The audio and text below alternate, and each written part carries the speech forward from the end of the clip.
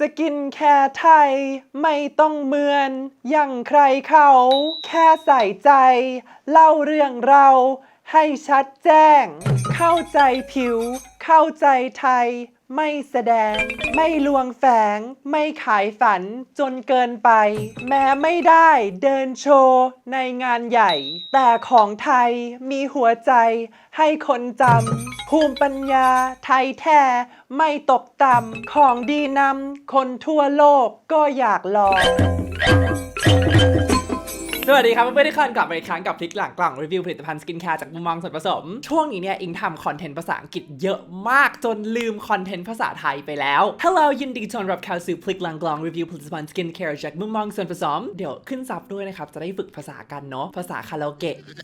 แต่อย่างที่บางคนทราบแล้วนะครับปีนี้เนี่ยอิงดันคำว่า T Beauty มากทำคอนเทนต์ภาษาอังกฤษเยอะเสิร์ฟชาวต่างชาติสุดๆมีคลิปที่ไวรัลไปหลายคลิปมากเลยถึงขั้นคุณชาร์ลอตแล้วก็คุณหมอผิวหนังครีเอเตอร์ดังๆหลายท่านเนี่ยเอาไปสติชล่าสุดเนี่ยคุณแม่แลบมัฟฟินเลียยูแล้วก็หมอผิวหนังเบอร์ใหญ่ๆเนี่ยมา follow มากดแชร์ด้วยเอาจริงๆเลยนะไม่เคยนึกเลยนะครับว่าครีเอเตอร์บางคนที่อิงชื่นชมแล้วก็เป็นแรงบันดาลใจให้อิงเนี่ยลุกขึ้นมาทำคอนเทนต์สกินแคร์ตั้งแต่แรกเนี่ยจะมากด follow อิงในฝั่งคอนเทนต์ภาษาไทยเราเองเนี่ยเราก็มีพอดแคสต์สัมภาษณ์นักการเมืองนักกฎหมายแล้วก็รายการสภาสกินแคร์ด้วยนะครับที่เราจับเจ้าของแบรนด์ไทยใหญ่ๆมาปรับทุกถกประเด็นในห้องเดียวกันแต่แน่นอนว่าการเปลี่ยนแปลงนะครับการที่เราจะสร้างคำว่า T Beauty ขึ้นมาให้ได้ให้เทียบเท่ากับ K Beauty เนี่ยมันก็ต้องเริ่มจากผู้บริโภคทุกคนด้วยวันนี้เนี่ยเลยอยากใช้พื้นที่ตรงนี้นะครับเพื่อที่จะช่วยดันแบรนด์ไทยให้คนไทยได้ใช้ด้วยช่วงนี้เนี่ยได้ทดลองสกินแคร์แบรนด์ไทยเยอะมากบางแบรนด์ก็ยังไม่ได้แมสยังไม่ได้มีงบการตลาดเยอะแต่ส่วนผสมและเรื่องราวเนี่ยน่าประทับใจแล้วก็น่าสนใจ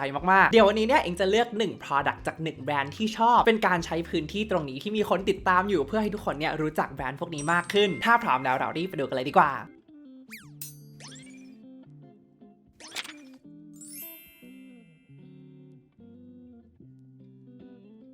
เอาละครับแบรนด์แรกนี่ก็คือ Astella นะครับเป็นแบรนด์ไทยเล็กๆนะครับที่ทำมาสำหรับคนมีผิวเซฟเดิมเอ็กซิมาผิวอักเสบแล้วก็ผิวเป็นสิวตัวนี้เนี่ยพัฒนากับโรงงานของที่บ้านอิงเองนะครับแน่คลิปช่วยที่บ้านขายของอีกแล้วใช่ไหมจะคิดแบบนั้นก็ได้แต่จะบอกว่าเพราะฉะนั้นเนี่ยนะครับเข้าใจตรงกันแล้วเนอะก็ไม่รู้แหละจะของที่บ้านหรือของที่ไหนก็แล้วแต่ส่วนตัวเนี่ยประทับใจในเจ้าของแบรนด์แล้วก็แบรนด์คอนเซปต์จริงๆให้ RD เนี่ยค่อยๆคิดค่อยๆทำค่อยๆปรับจูนไปทีละนิดพัฒนานานเท่าไหร่ก็ได้แพงเท่าไหร่ก็ได้ตามสบายเลยนะครับขอให้ผลิตภัณฑ์ออกมาดีหลักปีนะครับกว่าจะออกมาเป็นสินค้าสมบูรณ์แบบจริงๆอิงกล้าพูดว่าเป็นโปรเจกต์ที่ทุกคนภูมิใจมากๆทั้งคนผลิตทั้งเจ้าของแบรนด์ทั้งลูกค้าและอิงเชื่อว่าเป็นความภาคภูมิใจของวงการสกินแคร์ในไทยเลยด้วยคือยังไม่ต้องพูดถึงส่วนผสมเลยนะครับแค่ดูแพคเกจจิ้งสิทุกคนเป็นกล่องกระดาษที่ด้านนอกดูธรรมดามากเลยนะครับแต่พอเปิดมาแล้วเนี่ยเป็นโอริกามิเล่าเรื่องราวของแบรนด์ทั้งภายในและภายนอกคือชอบมากเลยใส่ใจทุกรายละเอียดมากๆในฐานะคนผลิตเห็นแล้วก็มีกำลังใจในการทำสินค้าดีๆนะครับซึ่งสูตรแบรนด์นี้เนี่ยเคมีไม่ได้ราคาถูกเลยนะครับสูตรแบบนี้ RD ชอบทำมากนะครับเพราะว่าสามารถใส่ active ingredient ได้แบบเยอะๆแล้วก็อัดมาเต็มโดสมี Defensal Plus ช่วยลดอาการระคายเคืองอาการอักเสบ Sebo Clear ช่วยลดสิวอักเสบแล้วก็ Aquasil กับ Tridermal Hydrate นะครับที่ช่วยเพิ่มความชุ่มชื้นเติมน้ำให้ผิวได้ดีมากๆใส่เต็ม max dose หมดนะครับล่าสุดทางแบรนด์เขาก็มีแบบสเปรย์ออกมาแล้วด้วยนะครับแบรนด์ต่อไปนะครับถ้า DC มีซูเปอร์แมนไทยแลนด์ก็มีซูเปอร์มอมนะครับเป็นแบรนด์ที่อิงรู้จักมาจากอุปกรณ์แต่งหน้าแล้วก็แปรงแต่งหน้าต่างๆส่วนตัวไม่ได้รู้จักเบื้องหลังแบรนด์นี้เท่าไหร่นะครับแต่ว่าก็ชื่นชมจากไกลๆช่วงนี้เนี่ยเห็นว่าเขาเริ่มมาทำสินค้าสกินแคร์แล้วก็เครื่องสำอางมากขึ้นอย่างตัวโทนเนอร์แพดอันนี้นะครับที่กำลังมีโมเมนต์สุดๆเลยเป็นอันที่อิงเข้าใจว่าผลิตในเกาหลีนะครับเจ้าแรกของไทยพูดได้ไหมคำนี้เดี๋ยวนี้ดราม่ากันง่ายเหลือเกินนะครับไม่รู้แหละเป็นเจ้าแรกสำหรับอิงแล้วกันนะครับที่ทำแผ่นโทนเนอร์แพดเป็นเนื้อแบบนี้ไม่ได้เหมือนกับแพดที่เป็นเนื้อคอตตอนส่วนใหญ่นะครับจริงๆอิงลองสูตรสีฟ้ามาเกือบหมดกระปุกแล้วนะครับส่วนตัวชอบนะครับคิดว่ามันเป็นเนื้อที่อ่อนโยนแล้วก็ไม่มีคำว่าบาดผิวอยู่ในนี้เลยแผ่นอาจจะมีน้ำหนักนิดนึงนะครับทำให้เวลาแปะบนหน้าแล้วพูดเนี่ยมันจะค่อยๆไหลลงมาทีละนิดแต่ใดๆก็ตามอิงก็ชอบมากๆเลยนะครับที่มันเป็นแผ่นที่มีความอินโนเวทมากๆในแง่ของเนื้อเวลาใช้เสร็จแล้วเนี่ยเนื้อเซรั่มมันจะซึมหายไปเลยนะครับจะไม่ ใช่ finish glow หรือว่าทิ้งความหนึบๆเอาไว้เหมือนกับโทนเนอร์แพดแบรนด์เกาหลีหลายๆแบรนด์ซึ่งก็แล้วแต่คนชอบเลยนะครับคิดว่าเป็นแบรนด์ที่กล้าทำของดีเพราะราคาต้นทุนเนี่ยน่าจะแพงนะครับทั้งสูตรทั้งแพคเกจจิ้งดูราคาสูงอยู่เห็นแล้วก็ประทับใจนะครับมาช่วยกันเปลี่ยนภาพจำว่าของไทยต้องถูกเท่านั้นกล้าพูดเลยว่าถ้าแบรนด์ไทยแข่งกันที่คุณภาพแล้วไม่ได้แข่งตัดราคากันหรือว่าของต้องถูกอย่างเดียวเนี่ยสินค้าไทยจะมีแต่ดีขึ้นเรื่อยๆนะครับต่อไปเป็นแบรนด์ Gen Z ที่มาแรงมากปกติเนี่ยเองจะติดตามแบรนด์สกินแคร์ซะส่วนใหญ่จะอยู่กับส่วนผสมแล้วก็งานวิจัยเป็นหลักเนาะแต่นานๆทีนะครับจะมีแบรนด์เครื่องสำอางมาที่ทำให้เองเนี่ยรู้สึกประทับใจสนใจแล้วก็อยากจะรู้จักมากขึ้นซึ่งหนึ่งในนั้นเนี่ยก็คือแบรนด์ La Glace ขอชื่นชมทีม La Glace มากนะครับเวลาประชุมเนี่ยยกตัวอย่างคอนเทนต์ของแบรนด์สาวๆ La Glace บ่อยมากทำดีทำถึงคาแรคเตอร์ชัดเอาจริงๆเนี่ยทำให้อิงนึกถึงแบรนด์อย่างเช่น Fenty หรือว่า Rode ในแง่ของการเป็นแบรนด์ที่มี identity ที่ชัดเล่าเรื่องได้ทัชใจกลุ่ม demographic เป้าหมายได้แบบดีมากๆมันมี energy บางอย่างที่เห็นแล้วรู้สึกว่าสนุกน่าเอ็นดูนะครับอยากเป็นกำลังใจให้ขอไม่พูดถึงสินค้าที่เป็นเมคอัพนะครับเพราะว่าความรู้ของอิงคือเท่ากับศูนย์แต่งหน้าไม่เป็นเลยนะครับแต่ทางแบรนด์ก็มีโทนเนอร์แพดเหมือนกันนะครับซึ่งก็ไปซื้อมาลองแล้วตัวนี้เนี่ยขายไม่แพงนะครับจะเน้นราคานักศึกษาตัวผ้าเนี่ยอิงว่าเลือกได้ดีเลยนะครับโดยเฉพาะสำหรับราคามีหลายสูตรให้เลือกนะครับเน้นผิวชุ่มชื้นปรับอารมณ์ผิวก็คอยเป็นกำลังใจแล้วก็เชียร์อยู่ไกลๆนะครับในอนาคตอาจจะได้เห็นสาวๆฟิลิปปินส์หรือว่าสาวๆเวียดนามใช้นะครับเป็น overseas La Glace girls ต่อไปนะครับถ้าอเมริกามี CeraVe ถ้ายุโรปมี Eucerin ถ้าญี่ปุ่นมี Curel ไทยก็มี Pioderm นะครับแบรนด์นี้เนี่ยเล็กมากนะครับแต่ว่าส่วนตัวอิงประทับใจมากเจ้าของเนี่ยเขาเป็นคนไทยแต่ว่าเป็นหมอผิวหนังอยู่ที่อเมริกาจริงๆอิงเคยมีโอกาสได้พูดคุยกับเขาเมื่อหลายปีก่อนแล้วแหละคุณหมอเขาเล่าให้ฟังว่าในอาชีพเนี่ยได้เห็นเด็กๆนะครับที่มีผิวหนังอักเสบแล้วก็คันทรมานมากเกาจนเลือดออกไม่หยุดนะครับผลิตภัณฑ์หลายๆตัวที่คุณหมอเขาจ่ายให้ไปลองใช้เนี่ยก็ไม่ได้เห็นผลหรือว่าเห็นผลช้านะครับบางทีดีขึ้นแต่ว่าก็กลับมาคันเหมือนเดิมคุณหมอเขาก็เลยลงไปอ่านงานวิจัยส่วนผสมนะครับลองคุยกับโรงงานเพื่อขึ้นสูตรอันนี้มาซึ่งมั่นใจได้ว่าส่วนผสมเนี่ยอัดแน่นจริงๆออกมาเป็นแบรนด์ Pioderm อันนี้นะครับซึ่งเท่าที่เข้าใจเนี่ยมีผลิตภัณฑ์หลายตัวแล้วแหละแต่ตัวหนึ่งที่ส่วนตัวอิงเคยได้ลองใช้สักพักหนึ่งแล้วนะครับก็คือตัว AD Soothing Cream Daily Repairing Moisturizer ตัวนี้เป็นสูตรสำหรับผิวแห้งแพ้ระคายเคืองง่ายนะครับมี Shea Butter Glycerin แล้วก็ Petroleum ในปริมาณสูงมากช่วยเติมน้ำแล้วก็กักเก็บน้ำไว้ในผิวได้ดีนะครับมีไฮยาช่วยเพิ่มความชุ่มชื้นแล้วก็มีเซรามายช่วยเสริมเกราะป้องกันผิวด้วยแล้วก็มีสารสำคัญจากข้าวโอ๊ตนะครับที่เขานำมา encapsulate ด้วยพูดง่ายๆก็คือห่อหุ้มให้ซึมเข้าผิวได้ดียิ่งขึ้นทุกคนดูเนื้อมันแบบชุ่มชื้นมากนะครับแล้วเป็นเนื้อโลชั่นที่เกลี่ยง่ายสบายผิวนุ่มมากๆและทุกคนรู้นะครับว่าสารสกัดจากข้าวโอ๊ตเนี่ยเป็นหนึ่งในสารสกัดธรรมชาติโปรดตลอดกาลของอิงเลยเพราะว่ามีงานวิจัยสนับสนุนเยอะมากๆเลยนะครับว่าสามารถช่วยปลอบประโลมผิวแล้วก็ลดอาการระคายเคืองอาการคันแดงได้ดีคุณหมอเขาเคยใช้กับคนไข้จริงมาหลายคนแล้วนะครับคือเห็นผลดีมากๆวันนี้เนี่ยอิงเลยอยากจะแนะนำต่อเผื่อใครมีปัญหาผิวแพ้อักเสบคันแดงนะครับพูดไปพูดมาเนี่ยจริงๆน่าจะเป็นคอมโบที่ดีมากๆที่ใช้คู่กับ Estella 2 แบรนด์นี้ควรจัดตะกร้าร่วมกันนะแบรนด์ต่อไปนะครับบอกตรงๆว่าอิงไม่ได้มั่นใจมากในช่วงแรกๆด้วย business model ของเขาที่ออกแนว MLM หรือว่าขายตรงแต่ช่วงที่ผ่านมาเนี่ยอิงว่าเขาปรับตัวออกสินค้าที่น่าสนใจมาหลายตัวเลยนะครับและแบรนด์นั้นก็คือ Terry ที่โดนใจอิงมากเลยนะคือตอนที่เขาออกตัว moisturizer ทุเรียนอะตอนออกมานี่คือปรบมือให้เลยนะครับอย่างเราเองเนี่ยก็พยายามชูสารสกัดไทยมานานแล้วนะครับแบบเหงาทำคนเดียวพอเห็นแบรนด์คนรุ่นใหม่ออกมากล้าทำบ้างนะครับก็รู้สึกใจฟูมากเขาใช้สารสกัดจากทุเรียนนะครับที่มาจาก WAW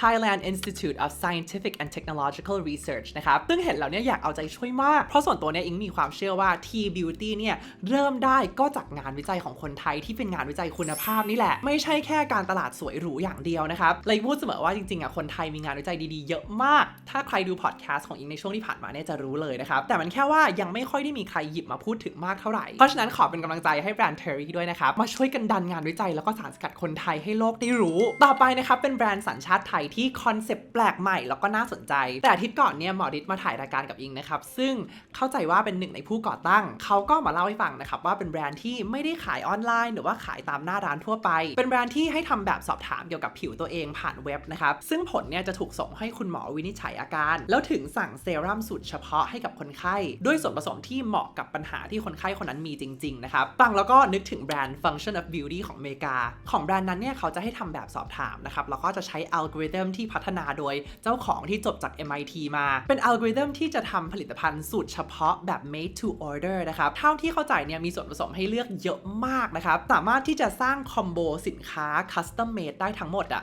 12,000 ล้าน ล้านคอมโบนะครับจริงๆ business model เนี้ยว้าวมากนะครับในช่วงหลายปีแล้วที่ออกมาในอเมริกาบริษัทเนี้ยได้ความสนใจแล้วก็ได้เงินลงทุนเยอะมากมีขายใน target ทั่วประเทศเลยนะครับตอนไปเมื่อหลายปีก่อนเนี่ยยังจำได้เลยว่าประทับใจมากแต่ล่าสุดกลับมาจากอเมริกาเมื่อเดือนที่แล้วนะครับรู้สึกว่าเทรนด์เนี้ยเริ่มซาลงแล้วในฝั่งบ้านเขาไม่แน่ใจเหมือนกันว่าทำไมนะครับแต่ว่าส่วนตัวเคยเห็นโพสต์จากหมอผิวหนังบางคนออกมาพูดว่า anatomy แล้วก็ปัญหาผิวแต่ละคนน่ะมันแตกต่างกันแหละแต่ไม่ได้แตกต่างถึงขั้นที่ต้องมีผลิตภัณฑ์เฉพาะเจาะจง1ในหมื่นล้านขนาดนั้นนะครับพูดทำนองว่าในตลาดก็มีสินค้าที่ตอบโจทย์ปัญหามากมายพวกนี้อยู่แล้วเพื่อนๆทุกคนคิดยังไงกับ business model นี้นะครับมาคอมเมนต์ให้ฟังหน่อยแต่ใดๆก็ตามนะครับของ Skin ID ณตอนนี้นะครับในเว็บเขาเนี่ยเขียนว่าเป็นเซรั่มที่มีส่วนผสมหลัก3ชนิดซึ่งเราก็ยังไม่ทราบส่วนผสมในแต่ละสูตรนะครับว่าจะมีอะไรบ้างหรือแต่ละสูตรเนี่ยจะแตกต่างกันมากน้อยขนาดไหนเป็น made to order เหมือนกับ function of beauty หรือเปล่าหรือว่ามีคอมโบได้กี่อันนะครับยังไงก็รอติดตามไปพร้อมๆกับอิงนี่แหละต่อไปนะครับเป็นแบรนด์สัญชาติไทยที่เพื่อนๆทุกคนเนี่ยน่าจะเคยได้ยินอิงพูดถึงบ่อยแล้วแหละบนช่องนี้ปีนี้เนี่ยเขาออกผลิตภัณฑ์ตัวใหม่มาด้วยนะครับแต่ว่าออกแบบ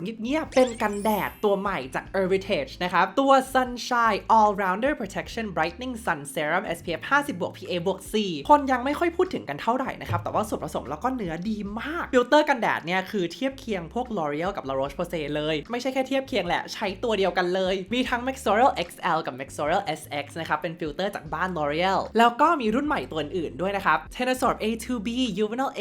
Tenasorb M แล้วก็ Tenasorb S เข้าใจว่าราคาเนี่ยอาจจะไม่ได้ถูกสำหรับกันแดดแบรนด์ไทยนะครับในปริมาณ30 กรัมเขาไม่ได้อยู่ในเซกเมนต์เดียวกับกันแดดแบรนด์ไทยที่เป็นแบรนด์แมสแต่ส่วนตัวอิงอยากให้เทียบกับกลุ่ม La Roche-Posay มากกว่าพอเปลี่ยน mindset แบบนี้แล้วเนี่ยจะเข้าใจเลยนะครับว่าจริงๆส่วนผสมที่ให้มาค่อนข้างคุ้มค่ามากเป็นแบรนด์ที่เน้นงานวิจัย in vivo จุกๆสำหรับผลิตภัณฑ์ทุกตัวอยู่แล้วนะครับพอมาทำกันแดดก็ไม่ผิดหวังเช่นกันถึงจะเป็นแบรนด์ SME ที่ทุนไม่ได้เยอะมากนะครับแต่ว่าเขาก็ลงทุนทำทดสอบแบบ in vivo เหมือนกันถึงเนื้อสัมผัสเขาจะไม่ได้บางเบาแบบซึมหายไปเลยเนี่ยแต่ส่วนตัวเองชอบนะรู้สึกมั่นใจในประสิทธิภาพการป้องกันแสงจริงๆก็เป็นอีกหนึ่งไทยแบรนด์ที่อิงจะคอยแนะนำแล้วก็สนับสนุนอยู่เสมอคิดว่าทำการบ้านเรื่องส่วนผสมแล้วก็งานวิจัยมาดีนะครับเป็นแบรนด์เด็กหน้าห้องคนหนึ่งต่อไปแน่นอนว่าจะเป็นคลิปพูดถึงแบรนด์ไทย SME ไม่ได้เลยถ้าเกิดไม่พูดถึงแบรนด์นี้นั่นก็คือแบรนด์คีนนะครับเป็นแบรนด์ไทยที่อยู่ในเซกเมนต์โปรดของอิงนั่นก็คือไม่ถูกนะจ๊ะแต่ส่วนผสมตรงปกจริงใจถึงโดสแล้วก็มีงานวิจัยสนับสนุนจริงๆไม่ใส่น้อยและเคลมแรงและไม่ได้ใส่เยอะจนราคาแพงเกินไปนะครับจริงๆสินค้าเขาอิงก็ประทับใจหลายตัวเลยแต่ถ้าต้องเลือกแค่ตัวเดียวเลยเนี่ยขอเลือกเป็นตัว Age Barrier Youth and Glow Activating Serum นะครับเพราะอิงว่าเป็น product ที่มี approach แล้วก็ strategy การสื่อสารที่น่าสนใจมากๆสำหรับผลิตภัณฑ์กลุ่มวิตามินซีในตลาดบ้านเราเนี่ยทุกคนจะมีภาพจำนะครับว่าวิตซีเท่ากับขาววิตซีเท่ากับกระจ่างใสแต่บอกเลยว่าเนี่ยคือภาพจำที่แผนกการตลาดสร้างขึ้นมาให้คุณนะครับความจริงในวงการวิจัยเนี่ยก็คือวิตซีเนี่ยโอเคสามารถช่วยเรื่องความกระจ่างใสได้แหละแต่คุณสมบัติที่เด่นที่สุดของเขาเนี่ยคือการเป็นสารต้านอนุมูลอิสระหรือว่า antioxidant มากกว่านะครับแต่มันเป็นคอนเซปต์ที่อธิบายแล้วเข้าใจยากไงทุกคนไม่มีแบรนด์ไหนกล้าออกวิตซีแล้วก็พูดว่าฉันเป็นสารต้านอนุมูลอิสระหรอก communication หลักของแบรนด์ทั้งหมดในบ้านเราเนี่ยจะพูดเหมือนกันหมดว่าวิตซีคือขาวแต่อย่างตัวนี้ของคีนเนี่ยอิงว่าคอนเซปต์เขาชัดมากใช้อนุพันธ์วิตามินซีตัว ethyl ascorbic acid 10% มี bifida ferment lysate อีก 10% นะครับแล้วก็ยังมี polyshield 3% ทั้งหมดเนี่ยช่วยปกป้องผิวจากความเสียหายที่เกิดจากมลภาวะแสง UV ต่างๆทำให้คนเนี่ยเริ่มมีภาพจำนะครับว่าอ๋อวิตซีก็ช่วยเรื่องการปกป้องได้นี่นาก็เป็นอะไรใหม่ๆนะครับที่ประทับใจว่าแบรนด์ SME อ่ะยังกล้าพูดสิ่งนี้และเป็นอีกหนึ่งไทยแบรนด์ที่จะคอยเป็นกำลังใจให้นะครับอยากจะเห็น go global มากๆมีแบรนด์ไหนที่อิงยังไม่ได้พูดถึงบ้างคอมเมนต์บอกหน่อยนะครับหรือเพื่อนๆคนไหนอยากจะให้อิงทำคอนเทนต์อะไรเพิ่มเติมเกี่ยวกับ T Beauty อยากจะให้พูดถึงแบรนด์ไทยที่แมสมากขึ้นหรือชวนใครมาพูดบนพอดแคสต์หรือว่าสภาสกินแคร์ก็บอกให้อิงรู้ด้วยนะครับส่วนใครสนใจผลิตภัณฑ์ตัวไหนเนี่ยเดี๋ยวอิงจะใส่ไว้ในลิงก์ด้านล่างให้เช่นเคยถ้าคุณชอบวิดีโอนี้ก็อย่าลืมกดไลค์ subscribe แล้วก็แชร์เป็นกำลังใจให้ทีมงานด้วยนะครับสำหรับวันนี้ก็ขอบคุณมากๆที่ให้อิงเนี่ยได้เข้ามาเป็นส่วนหนึ่งในชีวิตของเพื่อนทุกคนแล้วไว้เราเจอกันใหม่นะครับบ๊ายบาย